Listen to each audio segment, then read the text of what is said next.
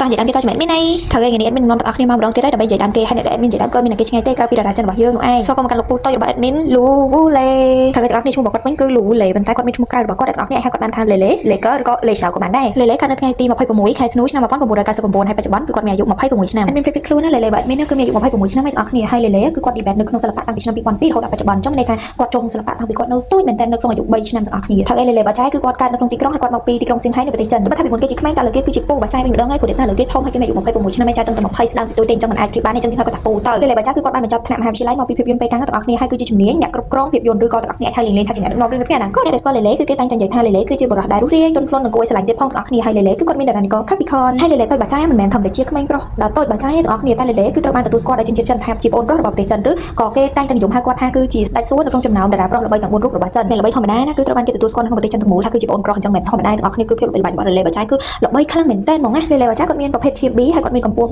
1.82 សង់ទីម៉ែត្រនិយាយទៅគឺខ្ពស់មកតំហឹងហ្មងទាំងអស់គ្នាពួកអាហារពួកគាត់ចូលចិត្តញ៉ាំ hot pot ហើយជាមួយ drink គឺគាត់ចូលចិត្តញ៉ាំកាហ្វេទាំងអស់គ្នានិយាយទៅគឺគេចូលចិត្តញ៉ាំកាហ្វេហ្មងណាទាំងអស់គ្នាហើយលេលេគឺគាត់ចូលចិត្តពណ៌ក្រហមខ្លាំងមែនតើបើសិនជាអ្នកគេជា fan លេលេដឹងច្បាស់ហើយថាលេលេគាត់ចូលចិត្តពាក់អាវពណ៌ក្រហមជាពិសេសគឺថ្ងៃឆ្នាំចិនរបស់គាត់គឺជំនាញខ្លួនគាត់របស់គាត់គឺពណ៌ក្រហមបើជាគាត់ចូលចិត្តពណ៌ក្រហមក៏ដោយក៏ប៉ុន្តែ fandom របស់គាត់គឺមានពណ៌តំណាងឲ្យពណ៌បៃតងទាំងអស់គ្នាហើយចំពោះឈ្មោះរបស់ fandom របស់ពូគឺលេមីពូបាចាយគឺគាត់មានចំណង់ចំណូលចិត្តតខ្លួនគឺនៅពេលដែលទៅនេះគឺគាត់ចូលចិត្តអានសៀវភៅគាត់ចូលចិត្តនិពន្ធគាត់ចូលចិត្តធ្វើដំណើរហើយជាពិសេសនោះគឺគាត់ចូលចិត្តហាត់ប្រាណជាពិសេសគឺហាត់កីឡាតែម្ដងហើយទាំងអស់គ្នាក្រៅពីអាជីពជាតារាសម្ដែងតារាច្រៀងតារាម៉ូដរបស់ពូគឺជាកីឡាករវាយកូនបាល់អាជីពមួយរូបរបស់ចិនហើយសម្រាប់អ្នកគេដែលដឹងច្បាស់គឺពូគាត់ប្រកែកក្នុងកីឡាករវាយកូនបាល់មួយនេះខ្លាំងមែនតើហើយពីប្រកែកហើយគឺគាត់ក៏ជាអត្តពលិកតំណាងឲ្យប្រទេសចិនទៅកាន់ឆាកអន្តរជាតិនៅក្នុងកីឡាវាយកូនបាល់នេះផងដែរទាំងអស់គ្នាហើយបច្ចុប្បន្នលេលេគឺជាតារាសម្ដែងអាជីពតាំងពីឆ្នាំ2002រហូតដល់បច្ចុប្បន្នហើយថ្មីនេះគឺលេលេគឺគាត់បានបង្ហាញខ្លួននៅក្នុងកម្មវិធី mode ឬក៏ fashion ថ្មីនៅក្នុងទីក្រុងប៉ារីសផងដែរហើយចំពោះពានរង្វាន់គឺលេលេតែងតែទទួលបានពានរង្វាន់ The Best ជារៀងរាល់ឆ្នាំហើយគាត់គឺជាតារាប្រុសមួយរូបរបស់ចិនដែលទទួលបានភាពល្បីល្បាញខ្លាំងមែនតើនិងមានងារគឺជាប្អូនប្រុសរបស់ប្រជាជនចិនទាំងមូលហើយអ្នកគេខ្លះដែលជា fan របស់លេលេអាចទម្លាក់ខាងក្រោមបានណាអត់មានចង់ស្គាល់អ្នកនេះហើយកុំភ្លេច follow page របស់ admin មួយផងអរគុណបាយបាយ